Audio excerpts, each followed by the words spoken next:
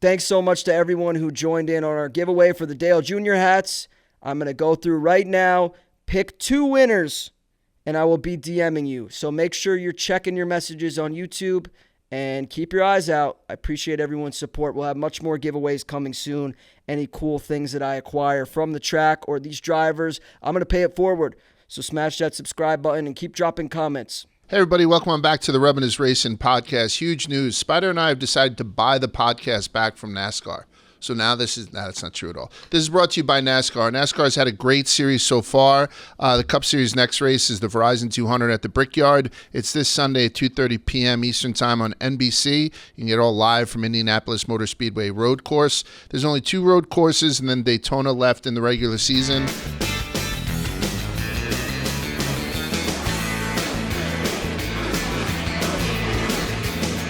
I'm going to push this, guys, to you right now. I'm going to ask you and Quiggs and Liam this question right now. We've had 12 winners so far this season, 12 different winners, individual winners. But we still have 9 guys who won at least one race last season in both the regular season and the playoffs who haven't won yet. Doesn't that seem kind of off? We've had 12 individual winners, but still 9 guys who hoisted a trophy last season who haven't won yet. Name the 9 guys. Daniel Suarez. Hold on a sec. Let me get these guys down. Daniel Suarez at Sonoma is absolutely right. We were there for it. Let me go before you quit. Go. Chase Elliott. Chase Elliott, multiple last season. Very good. Bubba. Bubba, 100%. Bubba. And then we're going to go back to you saying Austin, because Bubba won in Kansas. We were there for that too. Austin Dillon, you're saying, Spider? Yep. Chase I don't think Austin Dillon. Did Austin Dillon win last year? Austin Dillon won in a playoff race. Well, actually, does that count? I thought didn't he win No, this does. year? Am I crazy? Austin No, Dillon he didn't win won. this year. All right, never mind. I think I he don't won know. one of the last races to steal a playoff spot. I think he was the 16th man in. Okay. Michael McDowell? No, he Michael win last year? McDowell. No. One guy who's not racing this year that won last year. That's a hint. Oh, Chase Briscoe win? Chase Briscoe is one of them. He won in Phoenix last year. Has not won this year. How about Harvick? Harvick got a win. last Harvick year. won 2. Richmond, Michigan, the same 2 that Buescher has won, and he hasn't won one this year. So Harvick's up there, 100%. 9. The one I'm alluding to is Kurt Busch. Kurt Busch won, Kurt Busch. right? He won the early race in Kansas. Obviously, he's not competing this year, but that's one of the 9. And then how many we get? Like 7 so You far? need 3 7 of guys. 9. You need 3 guys. Oh, God. 3. Daytona was Austin Cindric. Austin Cindric hasn't won yet this year.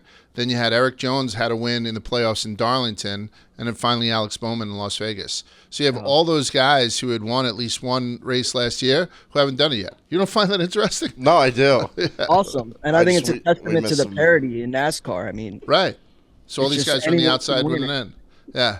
Especially Chase with multiples. Liam finds it funny for some fucking reason, so now I'm laughing. DMs, follow up from all that Dale talk last week. I wrote a blog about Dale Jr. calling him a unicorn this week, and he reached out to me and said that it was one of the nicest blogs that he's ever written about him. And now Dale Jr. follows me also. So I can't help but build on the positivity that we have around Dale. You got the free gloves, I got the shout out. I got nothing. It's fucking huge, right? The story quickly, he showed up for a Make-A-Wish. Winds up he's up there. I had mentioned like with guys like John Cena and doing these things. 14-year-old girl with cancer. Her name was Kayla Staples. The whole family gets everybody from the block, all the friends over to their house because Dale Jr. is going to come by and do a Make-A-Wish for their daughter. Dale pulls up in his pickup truck, says hello to the whole family and says, Kayla, get into the car. You want to go for a ride? She's like, yeah. And he wound up taking her around for like 2 or 3 hours, which was awesome. And then, and from what I understand, this girl was an extraordinary individual. Like I said, 14 years old. She had written her own eulogy and whatnot.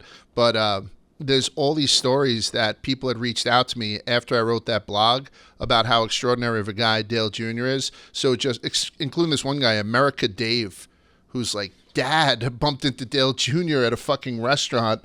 And he was like, I have a story about your dad. And Dale's like, sit down, tell me. And he was with his wife. Dale Jr.'s like, my wife's never met him. Tell me the story.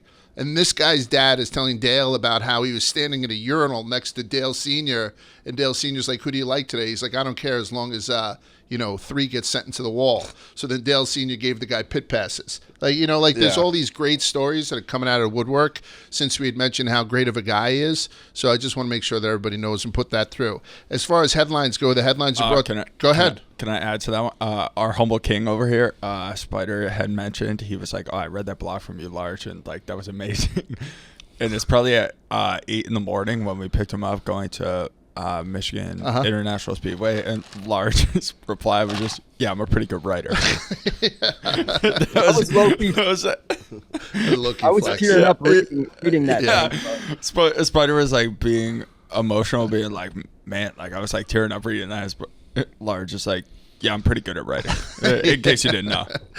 Yeah, if you don't know, you better ask Despite somebody. it being a story someone else wrote and sent to you, so you can't take credit. That's plagiarism.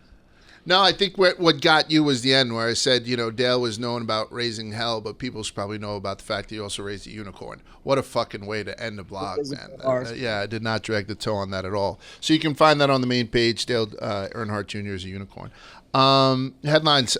This podcast is still brought to you guys by Coke. I'm about to enjoy a great Coke Zero. I thought yesterday was the day. I thought yesterday when David mentioned that he bought the company back was the day that Quiggs was going to come off the sideline. I should have. Right? He tweeted out that he was going to grab a milkshake. One of our fans immediately said, "How about a Coke, you fucking guy?" But so he's saving it for the end of the season, and I respect that. But as it was this weekend in Michigan, Spider and I had multiple Coke Zeros as we were floating around all weekend up in Irish Hills. It's the best soft drink to have while you're watching a race or while you're at the race. Is this the best Coke ever? The only way you can find out is to buy one and try it for yourself. We bumped into one of the Coke family of drivers again. We bumped into Logano with his son at the racetrack on Saturday, and again, it's like a family. He's so fucking nice to us and whatnot nowadays. So we appreciate Coke. We appreciate everybody involved, and that's that. So the headlines. The first one's a big one. Noah Gragson is suspended indefinitely. It's a huge story. Absolutely huge story. We don't know much about it. We do know that there's been premature headlines about him being thrown out of Legacy. Somebody that got me yesterday. Yeah. I just got very confused because I saw that they parted ways for good and just kind of like took that face value, and then I'm seeing things where it's like this guy's replacing him for 2 weeks, and just didn't know what was going on. Yeah, so there hasn't been an official statement out of Legacy on what they're ultimately going to do with Noah Gragson. All we know is that he is suspended indefinitely, and that's it. And for people who have been living under a rock, about 3 months ago, Noah had hit like on an insensitive meme, George Floyd meme. Noah Gragson hits a lot of likes, by the way. Yeah. If you follow him, and particularly on Instagram, and you see a lot of times he's the first one up on liking things, just because if he's your follow. So he does have happy fingers when it comes to that. He does like all of our posts. He's always, it's like him and Riley Herbst are always and liking our stuff. A younger guy and stuff. I'm sure that Legacy wants him to be, visible on social media and whatnot, and perhaps he's asked to be on that as much as possible. So he is. But this just seems to be a mistake. And Noah right away had said it was a mistake. He had released a statement saying, "I'm disappointed in myself for my lack of attention and actions. I understand the severity of the situation. I love and appreciate everyone. I try to treat everyone equally no matter who they are. I messed up, plain and simple." So there's an admission of guilt. People online are saying all this stuff about, basic human rights and stuff being taken away from them. There's morality clauses whenever you sign up for companies nowadays, and unfortunately his actions broke the morality clause that they have, and so he's being punished for it. It has nothing to do with his constitutional right to like or dislike stuff. It's more of a company type thing. I will say, we know Noah. We're friendly with Noah, and I've said it multiple times on this podcast. He's an outstanding individual. I've always found him being outstanding. We had a whole individual. segment about it last week about how any team would want to have him on there, like just for his. Yeah, I mean, very fun guy, like out of the box type fun guy and stuff like that. But I don't think there's a malicious bone in his body, and he definitely made a mistake. and he's going to have to suffer the consequences for it. But Jesus Christ, I hope this doesn't take him out of this business. Yeah. And you don't know nowadays. Like, you just don't know, like, what the severity of this is, for this young man. And again, young man, 25, real learning experience here for the guy. So I don't know. Like, I had reached out to him after this news had hit. I said I wasn't sure about everything that is out or that's going to come out, but I hope you come through it well. That's what I had said to him. That's how I feel about it. So, so that's that. We're waiting to hear more news on Noah Gragson. What do you got to say about that, Spider? Yeah, I mean, it definitely sucks. Noah's a good friend of ours. He's been great to the show, and he's always down to do stuff. And I mean, it's just a young, dumb mistake. I'm not by any means defending or condoning the message of the meme, but at the same time, I'm with you, Large. I don't think this should have, I don't think this should define Noah. He's 25 years old. He's Well a great, talented driver. And sure, he made an idiot mistake and he probably, feels horrible about it. But I don't think this should define his career moving forward. Sure, he should pay his dues. He should pay his time and kind of take the sensitivity training. But I'm kind of the opinion, like, I'm okay with Legacy doing what they need to do. I don't know if I agree with NASCAR indefinitely suspending him. I mean, maybe that's until the sensitivity or whatever required, classes they're going to make him take or whatever they feel is a suitable punishment. But it just seems very overblown. And and indefinitely suspending is kind of a catch-all phrase that, like, they'll use just so that they don't have to put a number on it and people will be like, that's not enough. That's it shuts too much. people up. It's kind of like, it gets just like, oh, we're doing something about it, and then they can kind of wait for it to calm down until they put a real number on it. I would tell you what, there are hundreds of drivers and pit crew members and all that stuff who are probably scrubbing their social media pages. Because, and you had made the point to me when we had first heard this, Spider, when he had issued the statement taking full responsibility, like admitting his guilt, as it were. Like, he could have said, I fat-fingered it. Like, I might have thought, oh my God, that's outrageous, and I accidentally, or somebody else who handles my account. So, like, the first step is him knowing that he did something wrong. Like you said, he fucked up. And then hopefully he can come through the other side. You just don't know nowadays. Like, now, the NASCAR drivers, can they go to a Dave Chappelle concert, right? Knowing that Dave Chappelle has got this big anti-trans, thing going on. Or can you be caught watching a Dave Chappelle concert on a plane? Like, I don't know where the line is. Like, where the goalposts are being moved. Because if Noah had published this meme, like, I get the feeling he would have been thrown in a volcano. Oh, yeah. But now he just liked it. And I hope that the reaction to it, by just liking it, which he shouldn't have done. I hope the reaction, fits, the crime that was committed. It's also one of Air those quoted things. crimes. I don't understand why people, other than like pictures of your friends, you like anything on Instagram. Mm-hmm. Like guys who would like Instagram models pictures. I just don't understand. Like, and I mean, in general, just like don't like anything on Instagram. I don't know. I don't think there's any benefit to it. I also think we're like so on the internet where everything moves so fast. I would not remember something from like a week ago. Yeah. Where it's like if that was 3 months ago and he's like, "Oh, my bad, I like that." I would not remember that single thing. Part of me feels like this was like a coordinated thing. I mean, I'm not saying, like he said, he took responsibility for publishing the meme. He owned up to it. My point is, if this was posted 3 months ago, someone knew. Someone was sitting on this, waiting for a rainy day where they could just theoretically cancel him. And I don't really think that's... People, look to cancel people. Exactly. And it is, also, he would have been fine if he didn't have that in his likes. Like, it's on him for liking it, but there are people that sit around on the internet and try to cancel people. Yeah. I also think that it's just like... in the game of wanting more personality and expression from these drivers, Noah was P1 in that regard, in my opinion, always willing to hang out with the fans and take every photo, do every signing. And as you mentioned, Quigs, he liked a lot of stuff on Twitter, whether it be our stuff or stuff that it probably shouldn't be liking. But I just fear that this is going to turn into just like what Large said, a lot of people scrubbing and being only doing the bare minimum on social. Hey, we finished, 13th place today at Michigan, like shit like that. Like I want to see who these guys really are, and obviously not in that light. Like it sucks. For Yeah, Noah I was gonna say. that I think we're all on the same page. It's like he shouldn't be. He shouldn't looking have at done the it, yeah. like. And people can pick this apart too, right? True, they're NASCAR's in the crosshairs already as being a traditional Southern. There's always like that air of racism about it. We're going to get to this weekend's race, and I'll tell you how many people from different countries are racing in it. But NASCAR is trying to shake that image. So, perhaps their reaction has got to be, swift and strong. But I hope that on the other end of this, we get to see he's having a shit season.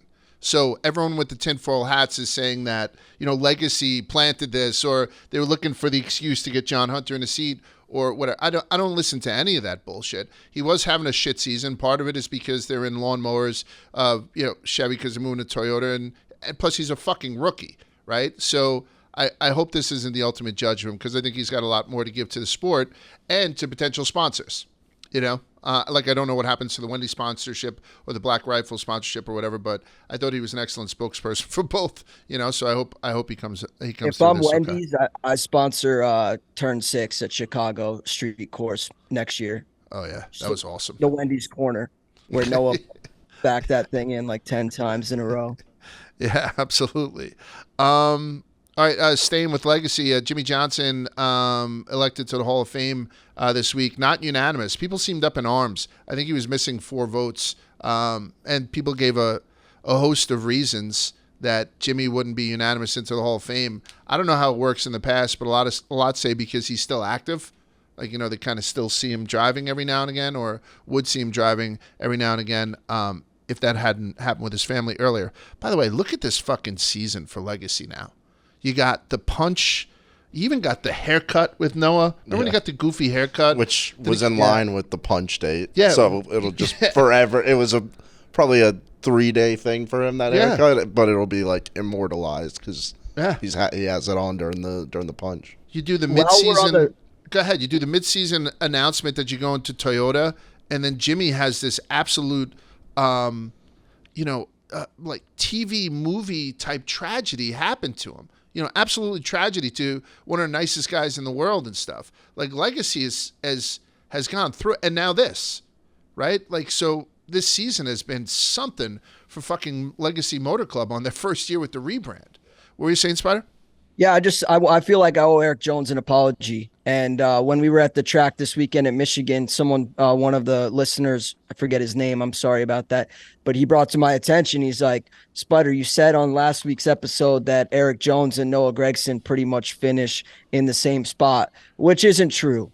So I disrespected Eric Jones in that regard, and I feel bad for doing so. Eric Jones has finished on the lead lap way more than Noah Gragson has, and I'm pretty sure he just had a 10th place finish. He did at Michigan this past weekend. So a lot better results in the 43 car than the 42. So Eric, I'm sorry, forgive me. And Eric Jones is still probably the longest bet I've ever hit. I think I hit on him like 30-1 like 2 or 3 years ago. So Eric Jones, I'm sorry. I meant no disrespect.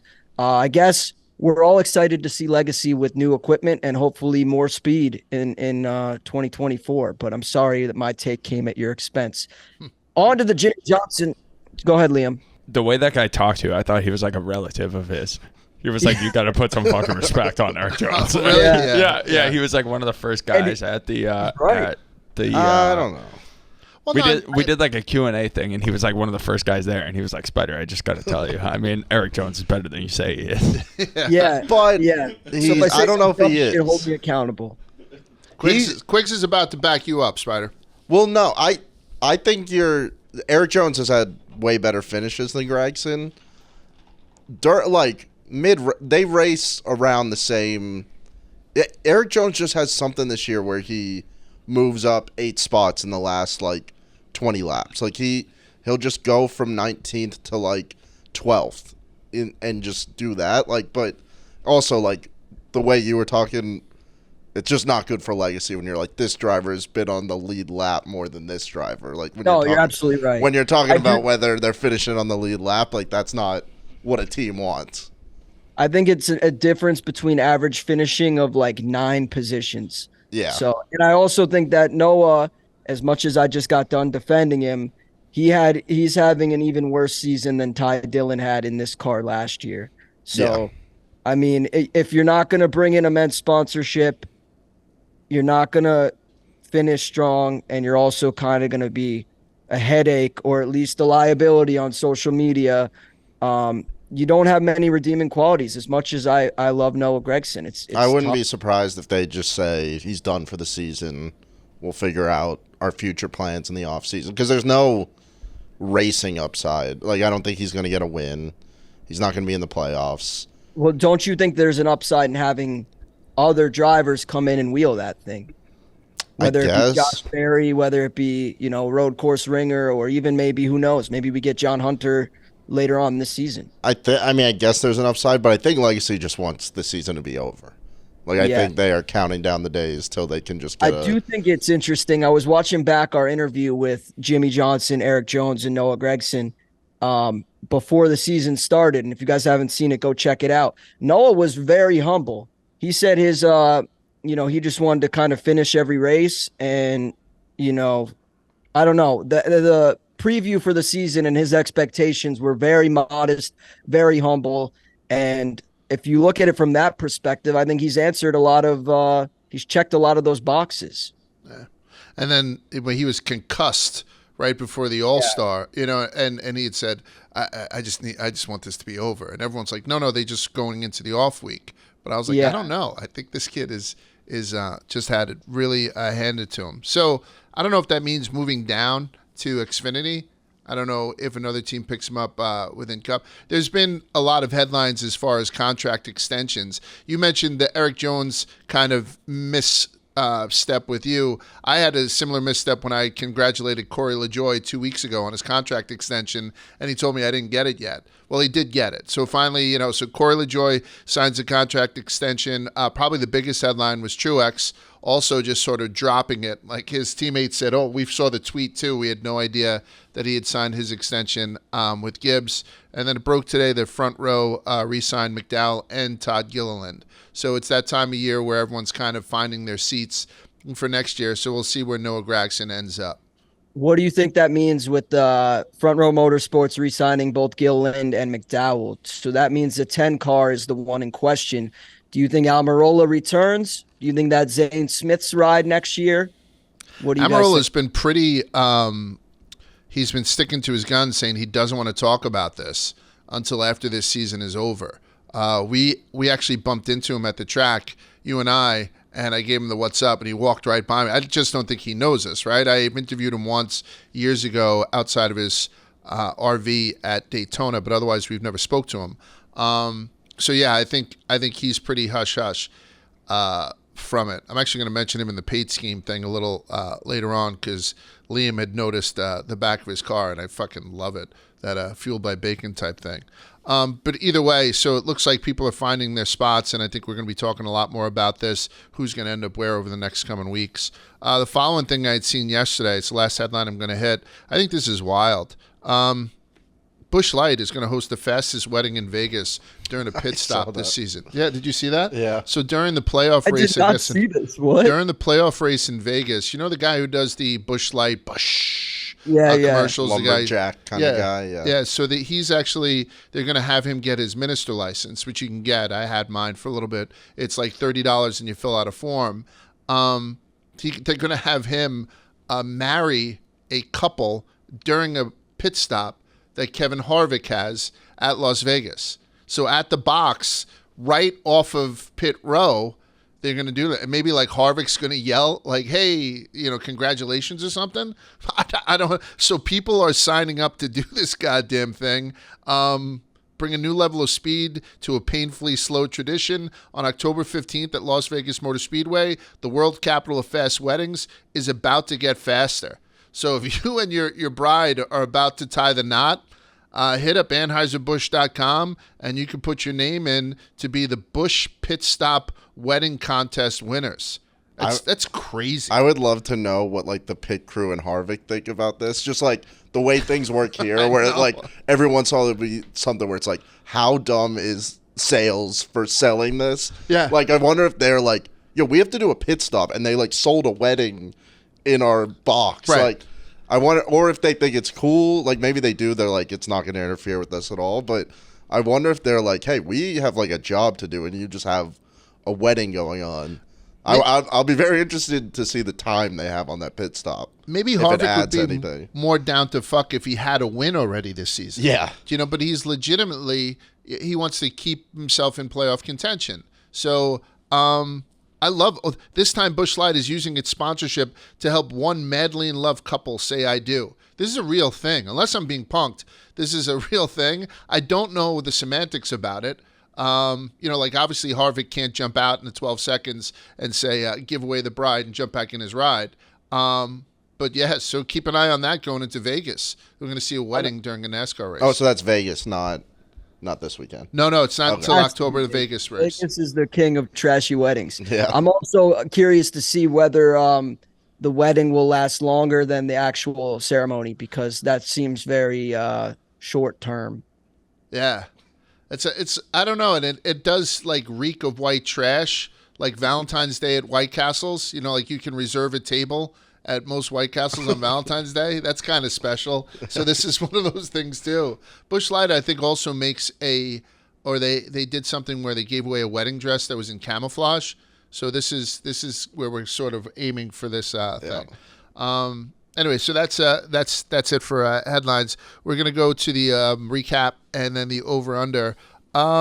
Michigan was awesome this weekend. I am a huge fan of just the track itself. I'm a huge fan of Michigan, and it's in contention for being my favorite track. I thought the infield experience was great. They had their biggest crowd there on Sunday, even though it got rained out. They had the biggest crowd since 2015, which seems to be a recurring theme. I was just about to say, especially with like not the smaller tracks, but like not the marquee races. It feels a lot like this year's been like, this is the most excited this track's been, which is great. Yeah. Because you're all, like the Degas, the like Daytonas, those tracks will always have a great turnout, but like the mid-level tracks, and I mean it's like crazy to call like Pocono and mid-level, but like just not the marquee races having amazing turnouts is awesome. I was unaware that, so I was there on Friday, and I went to the ARCA race, and I went to some of the practice laps and whatnot. Then I went out to the infield, turn 4, met up with Mamba and Tim Horvath, and huge bar crawl, women dumping them out. I mean, it was everything you could want in a infield. Everyone's kind of muddy and dirty, and I know that the rain kind of put a damper on it by the time Sunday came around. But I'm telling you, Friday, it was a rowdy, awesome infield in turn 4. Like it got a slightly quote unquote classier as you worked your way around to turn 1. But if you want a little bit of everything, like we talk about Daytona being a little bit more corporate, whereas Talladega is absolutely crazy. You have to consider going to Michigan. 10 degree, almost 20 degrees cooler than it was when we were down in Richmond, right? It was 80 versus 100. So it was all the way around. And on top of it all, we had what I thought was the best racing Saturday of my life, and that was with Cabo Wabo. All right, so my point is that if you can't get down to a Daytona, if you can't get down to a Talladega, don't think that you're shortchanging yourself by getting to Michigan, because I believe that the race experience up there rivals both of those super speedways. Get your ass to Irish Hills is my point. And then let's talk about Saturday, because Saturday was one of the best days that I've ever had at a track. Spider and I had partnered with Cabo Wabo Tequila on Saturday to be Grand Marshals at the Cabo Wabo 250 Xfinity race. Cabo Wabo Tequila, for people who don't know, is the official tequila partner of NASCAR. We have a couple of bottles right here. It's damn good, thick cut, 100% Blue Weber agave tequila. Cabo Wabo Tequila and NASCAR are teaming up to bring that thick cut flavor to race days at home and at the tracks. Their Smoke Show, Spider and I had mixed up a couple of them, is their signature cocktail made for the NASCAR partnership. And Cabo Wabo Tequila is bringing bold flavor to the racetrack. Go to CaboWabo.com to learn more. You must be 21 years or older to enjoy. Spider, talk to me about the time that we had on Saturday with the Cabo Wabo people at the Cabo Wabo 250. I like saying Cabo Wabo now. Go ahead. It's a fun thing to say, Cabo Wabo, Cabo Wabo. But that being said, it was unbelievable experience. I mean, I don't really think we knew what we were in for. Sure, they told us we were the Grand Marshals, but that's one of those things until you actually do it, you don't really get to understand how cool it is. Like anyone can say that ahead of time. It didn't really resonate with me until we were at the track. I think what first hit me was when we did the rehearsal for the driver intros. They gave us microphones. We were up on stage ripping through the drivers we were going to be announcing later in the day. That was one of the most fun things ever. I'm incredibly jealous of Mamba getting to do that week after week for the Cup Series, but super fun. And then that was just the warm up. As I said, once we actually started the race, it started with us saying drivers start your engines. Actually, that followed us introing the drivers, but it was really cool. A lot of these guys are guys that we've had on the show, in the vlogs, or have grown to have a relationship with over the last couple of years. So being able to introduce them like seconds before they get into the car was really cool. And I can't thank Cabo Wabo enough for making it all happen. We had like a ton of restrictions that we thought were going to make this like a less fun thing to shoot, but it wound up not being that at all. I mean, working with gambling companies and working with alcohol companies, there are always things you can and can't do, right? There's certain things you can and can't say. Didn't come into effect because we had gone to a stage. We did a meet and greet and a little trivia with Allgaier. Man, that guy is a gem. He's a gem. He can't keep a pair of fucking sunglasses in his pocket, but he's an absolute gem. And it was a really good crowd. We did some trivia. There's one guy who was a little bit of a hardo, knew everything. Good for him. Then we had gone over and did like the smoke show where we're mixing them up, the actual cocktails, like in a bar type atmosphere at the Cabo Wabo tent. We went to some other hospitality tent that wasn't really buzzing. So we went back to the garage tour with everyone. And they were like Spider and Large and Liam and Danny. Danny was the fourth guy with us, Danny Conrad. You guys want to go on the garage tour with these VIPs? And so we did. And while we were there, we knew so many people in the garages. I think it elevated the experience for their VIPs. Like I was like, hey, everybody, stop the tour. This is an Earnhardt, right? Because Jeffrey had walked by and was hanging out with us. Obviously, we saw Swanee and all that. So everything that we did, I think, hit very well, right down to the point where you have to introduce 38 drivers. And they didn't have the teleprompter working, so we're working off of fucking index cards. And I thought you nailed it. I nailed it too. I'm a very good writer and a very good speaker. But as these kids are all coming out, and literally kids, Xfinity, everyone's either 30 or they're 16. There's nobody in between. They were all just very happy to see us there, and the crowd really worked off the fact that we were excited to be there and all that. Just a shitload of positivity from beginning to end. I missed the driver's part of drivers start your engines because I was looking down, fixing my glasses. I was wondering if that was like planned because I was just watching the clip and it looked like you guys had a plan. To me, from watching it looked like your plan was like dap each other up a little bit, like give some knuckles. And then Spider just say drivers, and then you say the rest together.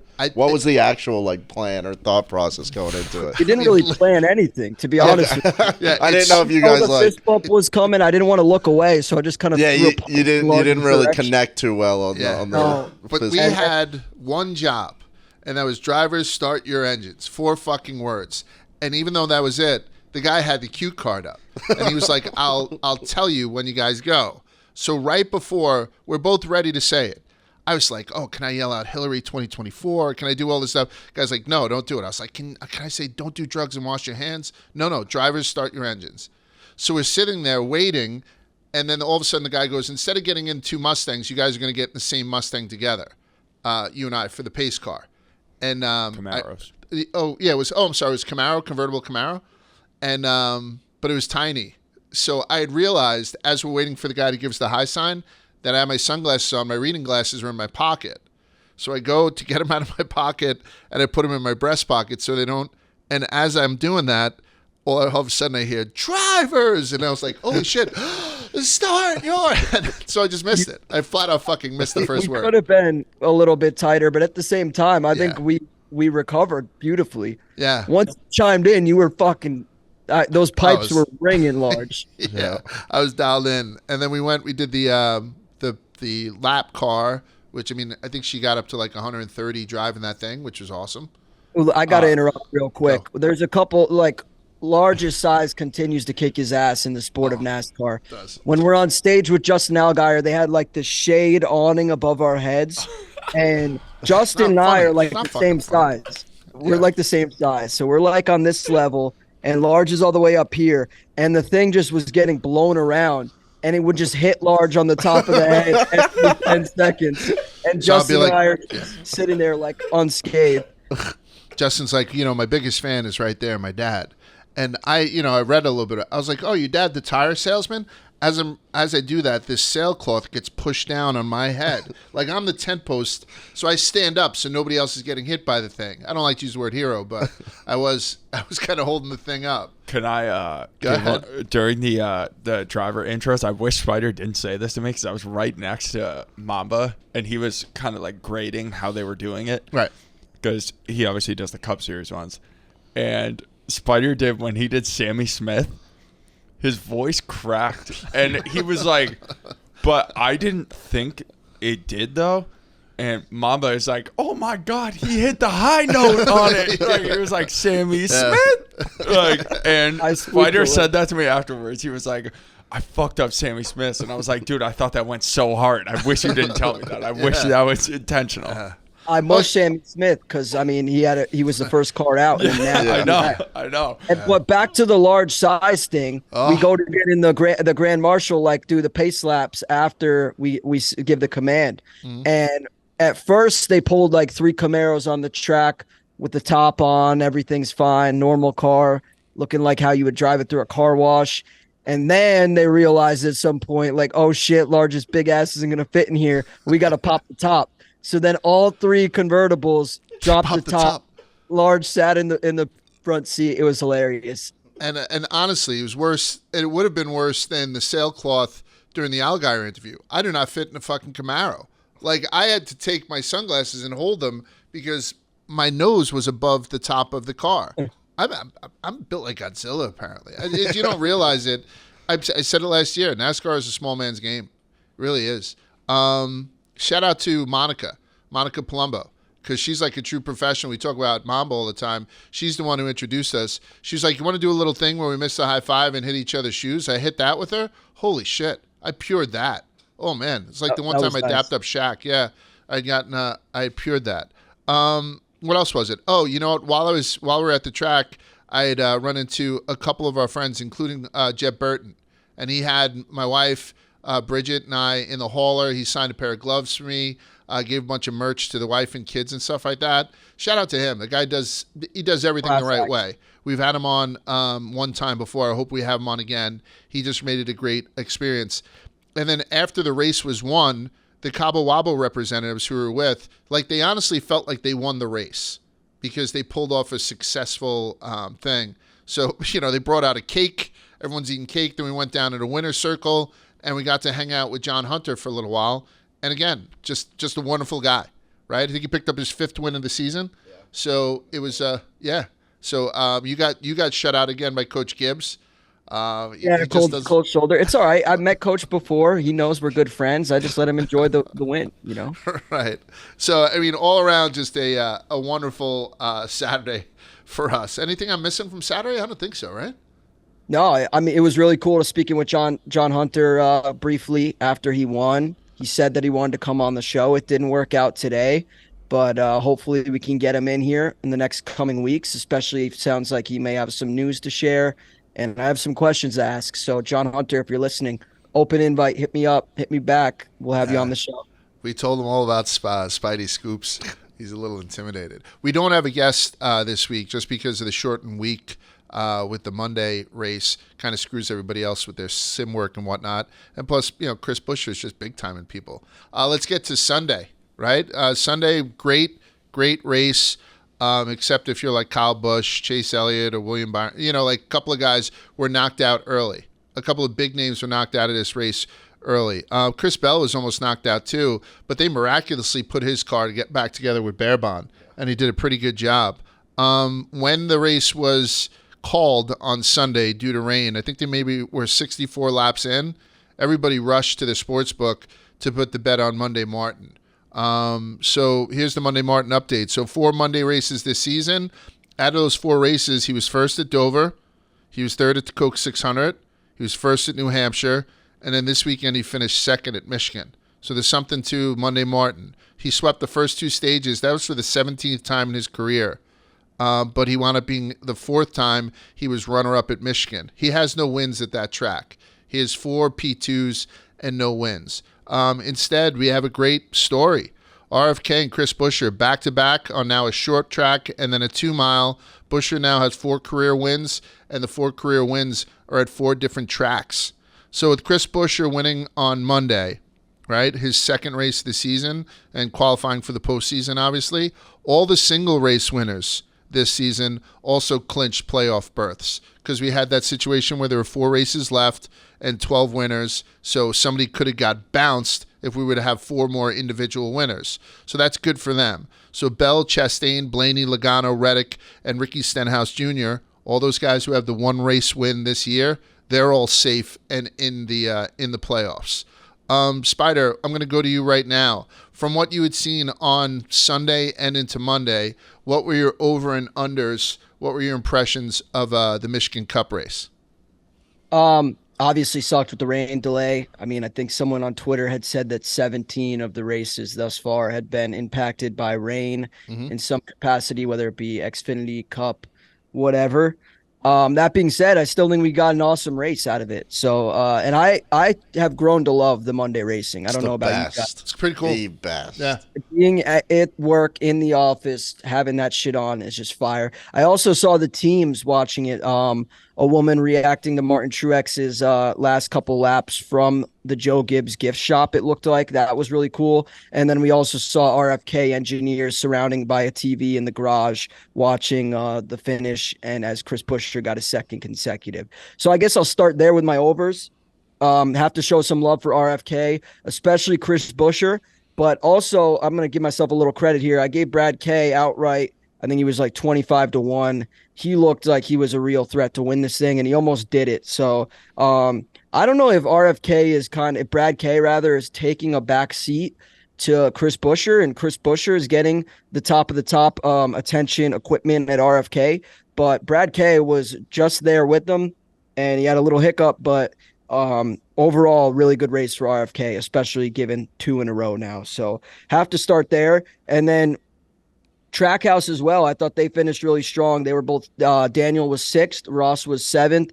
I've said last week it feels like they're feast or famine. Granted, they didn't win this race. Definitely encouraging signs from how they've been running what feels like more frequently than not recently. So respect to Trackhouse. And then, as I said earlier, I got to show some love for my guy, Eric Jones. I've been hard on him. I've been critical on him. And as much as we shit on the equipment that Legacy is running this year, you have to respect the top 10. And so hats off to Eric Jones. I'm pretty sure he's from Michigan too. So do that at your home track. That deserves a nod from me. And then the unders, let's get to the unders. I'm sure we're probably going to have a few of the same. The Hendrick cars felt like they all spun aside from Larson, who finished 5th, but Chase Elliott, William Byron, and then Alex Bowman spinning himself at the end. So tough for Hendrick. And I was really hoping Chase could show up here. But, it was only really Larson and finishing 5 in that 5 car. So Hendrick left a little to be desired.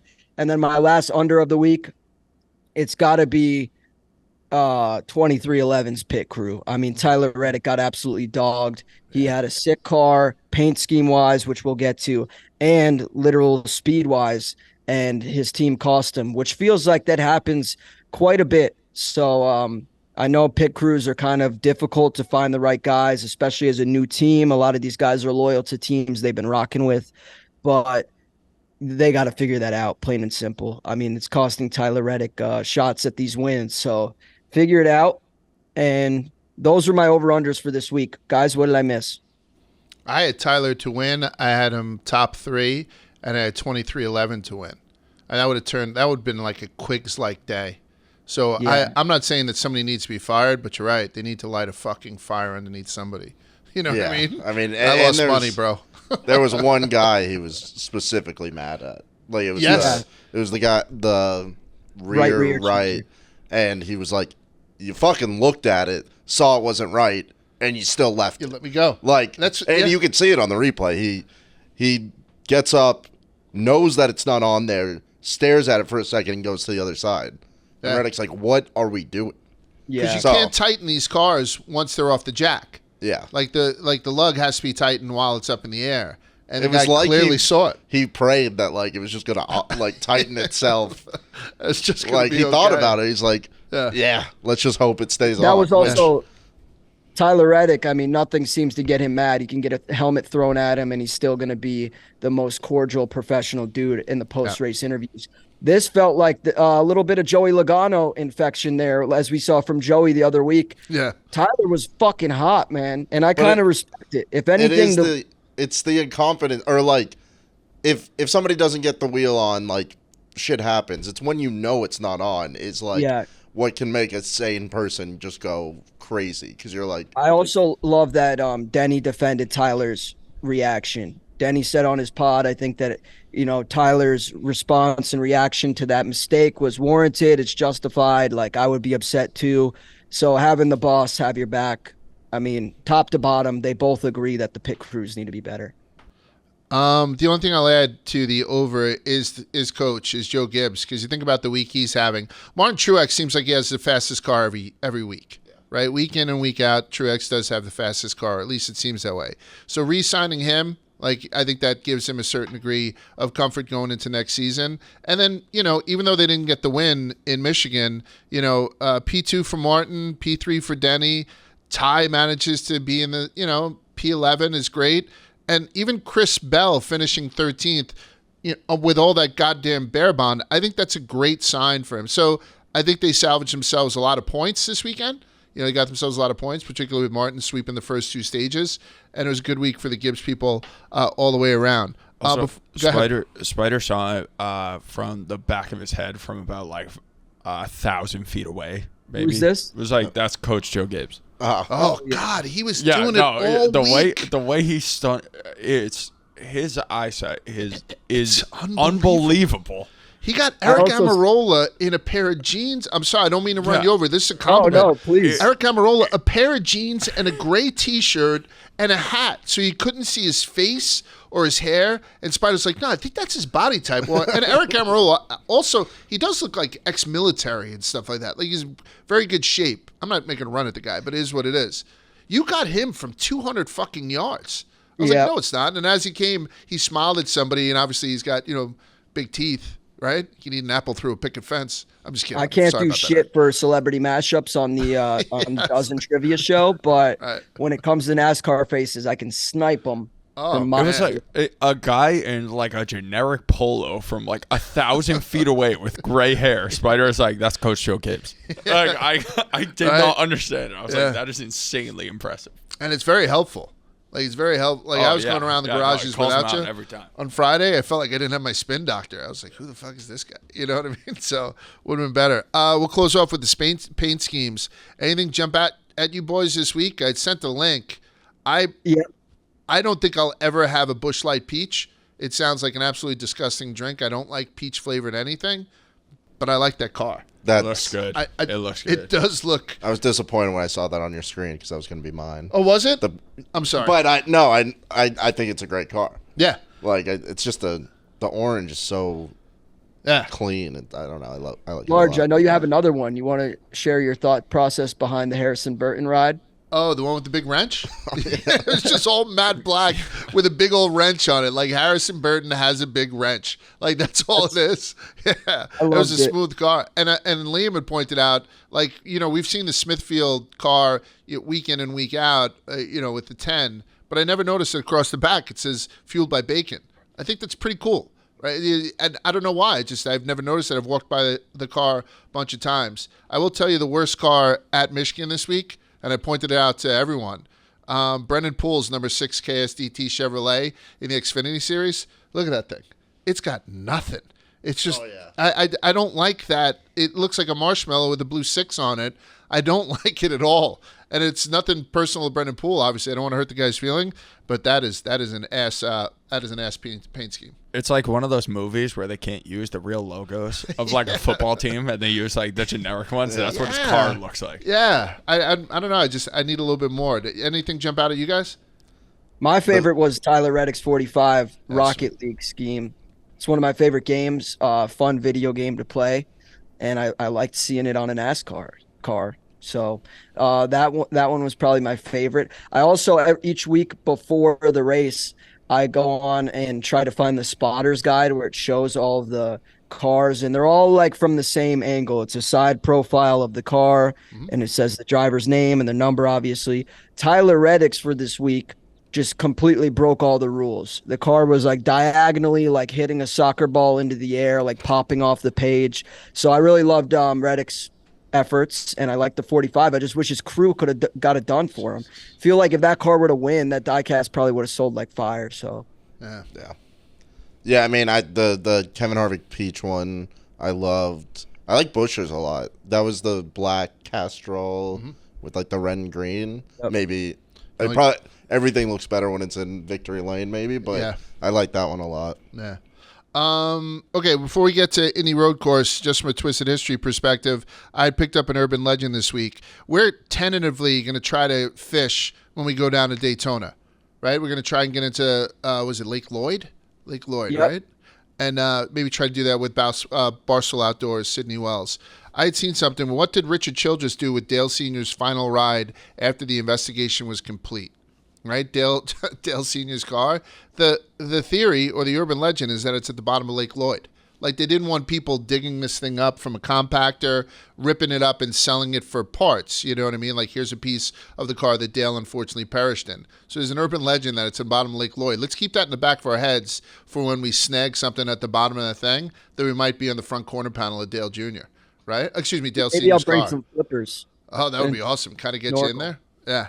We're going to preview the Indy Road Course now. It's brought to you by NASCAR. Again, the Cup Series next race is the Verizon 200 at the Brickyard this Sunday, 2:30 p.m. You can catch it on NBC live from Indianapolis Motor Speedway Road Course. And I think one of the biggest stories going into this is SVG, right? Shane Van Gissenbergen making his triumphant return to there's a difference between street courses and road courses. But so he's coming in for his first road course here this season. And then we're talking about Legacy, who they're going to have wheeling the car this week. Mike Rockenfeller is to drive the number 42 the next 2 weeks at the Indy Road Course and then at Watkins Glen. Jimmy Johnson, this is his quote, "Rocky and I were teammates. He helped develop the G56 program. I couldn't think of a better person to assist our club in this tough situation. Rockefeller is a two-time 24-hour Le Mans winner." So there's a bunch of new names. Like we were talking about how NASCAR now stakes are a little bit higher with, trying to shake that old image that they have. I see at least 7 countries rep this weekend.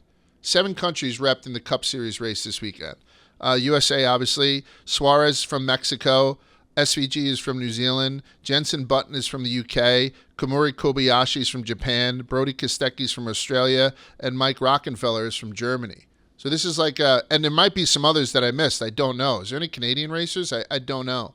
But so it's like a global race happening in Indy this weekend. Yeah. Yeah.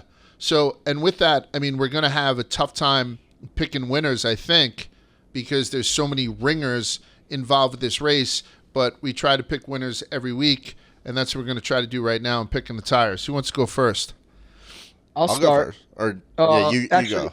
No, all right, no, I'll Spider, you go. I got I'll go some first. wild ones.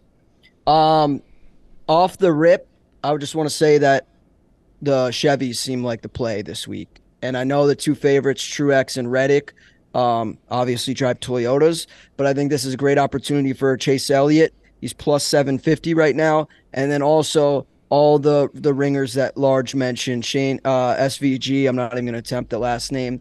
It drives a Chevy. AJ Allmendinger, another road ringer, Chevy.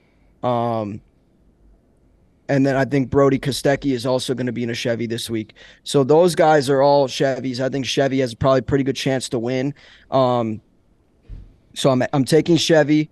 I'm going to take Chase Elliott plus 750. And then also I want to take, let's see, I don't see the Chevy is plus 110. So I guess that's not that exciting odds, but I definitely think it's worth a look. And then also put me in for a top 3 finish on Chase Briscoe plus 1,500. I think he's from Indiana. He's familiar with the course. And if you guys remember, he had that wreck with Denny Hamlin. He took him out of the race. He didn't end up winning, but he was running up front. And that's good enough for me. Plus 1,500 on the top 3. I think Chase Briscoe is definitely worth a look. Maybe top 10, maybe top 5. I'm just seeing the top 3 odds for right now. So fuck it, give me the top 3 plus 1,500. But I like Chase Elliott. I like the Chevys. And I like Chase Briscoe to make some noise. Maybe not win the thing, but take him top 3, top 5, top 10, whatever you're comfortable with. Chase Briscoe is the guy this week. That's my long shot. Quiggs, what do you got? I like it. I'm hitting a couple top 3s too. Or I'll do my outright first. I'm going with Denny Hamlin. Plus 2,000. That's long odds for Denny. I know, and they've run this race twice, and he's 3rd in laps led. He hasn't had the best finishes, but he's shown that he can like get out in the lead. So I just mentioned the Chase Briscoe thing. It was him and Chase running 1-2 up front. So yeah, that's great. I like that. So plus 2,000, I like that a lot. And then Austin Cindric top 3 is plus 700. In 2 races, his average finish is 5.5. So he's right there on the top 3, and you're getting it at plus 700. And then pick I love, which it's so long that it probably won't even sniff it, but Harrison Burton finished 4th place in his only race here. He's top 3 at plus 9,000. So I'm going Harrison Burton, top 3 plus 9,000. He's got a wrench. He's got a wrench. Got a wrench. So that'd be a great hit. It's always nice to hit plus 9,000. Yeah, no, that's a great hit. He'll probably finish like 28th, but or 4th. But yeah, well, they had on Racing Reference he finished 3rd, and I was like, I need to go back and see how that happened. So I rewatched the race, and he finished 4th on like the broadcast. I don't know what. Maybe somebody failed inspection. I don't know. All right, I'm going to go. Allmendinger, for some reason, in the top 3 is plus 460. I like that. Yeah. I mean, Allmendinger, everyone's putting in, to win this race. I think if I'm going to trim it to a top 3 and almost get paid 5-1. So AJ Allmendinger, top 3 plus 460. And then one of the things that I think it's going to be absolute chaos this race, right? The way that they go 3 wide in that first turn and whatnot, this race is going to be absolute chaos. So I really don't know. Like, I can't really get a grip on, with all the ringers and everything, who the fuck I like to win. So I'm going to these head-to-head matchups. And it just so happens that I'm going pro USA on these matchups. That's what I'm doing. I think Chicago, just kind of like the fact that Van Ginsberg won it, is going to throw everybody off on like what to do. But my strategy was just like kind of ignore the first time like international guys, because that's what I would have done any other year. Like, they're usually not a massive factor, but Chicago, Shane Van Ginsberg winning it kind of throws everything off. But yeah, I'm with you where I think I'm just sticking with the USA regular NASCAR guys. I kind of want to add Shane to my card. But okay, I mean, Adam, I'm going the exact opposite way. Like, on the head-to-head matchups, I'm taking Christopher Bell. I'm taking Christopher Bell versus SVG, because I'm American and I don't want that Kiwi coming over here and stealing our shit. Somebody had hit me. They were like, why do you hate Shane so much? And I don't hate him at all, obviously. Yeah. Just, it's one of those things. But you're going to give me Christopher Bell, the guy who had shown a heroic effort, pretty good road course guy, obviously a dirt specialist, but a heroic effort this last weekend with a beat-up car, for Norman, Oklahoma versus whatever from Kiwitown, New Zealand. Fuck that guy. I'm taking him, and he's minus 110. And that's the underdog. SVG is minus 120. I'm going to do the same thing. I'm grabbing from Prosper, Texas. I'm grabbing Chris Buescher, the hot hand, against Brody Kostecki. I don't know a fucking thing about Brody Kostecki. neither. He's minus 120, so he's the favorite in this matchup. I'm taking Busher at minus 110. I'm going with the hot hand because I'm American. Go I'll ahead. fade you on both of those. I know you. That's what you're saying. You're sucked into the ringers. I'm sucked into the Chris Busher hype, and I'm taking Chris Bell. I'm going USA. You don't care about. You'd rather support somebody from Wallabyville, Australia, and all Not that true. stuff. Good for you. You're the Megan Rapinoe of our podcast. You Yeah, certainly are. sure. Quake loves Megan Rapinoe. Yeah, shout out Megan Rapinoe. No, I think that these guys are coming over for a reason, right? You see SVG, his performance at Chicago, sure, it might have been, kind of a fluke, but I think he really has the skill to get it done. I also don't think he would be considering leaving the supercar series he currently races in to pursue a NASCAR full-time seat ride rather, unless he really believed that he had the talent to do it. And he's most talented on these road courses. I also think, knowing that he's had this date circled for a long, since Chicago, probably saying, hey, what other road course races can I participate in this year? He probably was looking forward to this one for quite a bit. He's probably done ample time in the sim where all these guys are simming Michigan and Watkins Glen and all these other tracks that they had in between now and then, where he's been focused on this one track. I also think probably the same for Brody. So, yeah, I'll happily take the other side of those matchups, Large. I think Dale Jr. had ranked them, saying that, who's got the best chance to win out of the foreign ringers. And I believe he put SVG first and then Kobayashi second before Kostecki. I may sprinkle Kobayashi. Yeah, that's the only name. person that I might I know throw nothing something about on. him. And I think in long Isn't that odds, the so I'm going hot to look dog at guy? him. Yeah. I'm going to maybe look at him in the top 5 or something. But otherwise, so Chris Bell minus 110, Chris Busher minus 110, head-to-head versus the Kiwi and the Aussie, and AJ at top 3 at plus 460. Anything else you guys need to talk about before we let him go? Don't think so. Alrighty, so our next race will be down in Daytona, and then we'll be at Roval, and then we'll be in Phoenix. I think that's the basic thing for us going into the end of the season. But that's it. Thanks for listening. Thanks, Coke Cabo Wabo and NASCAR, and we'll see you guys next week.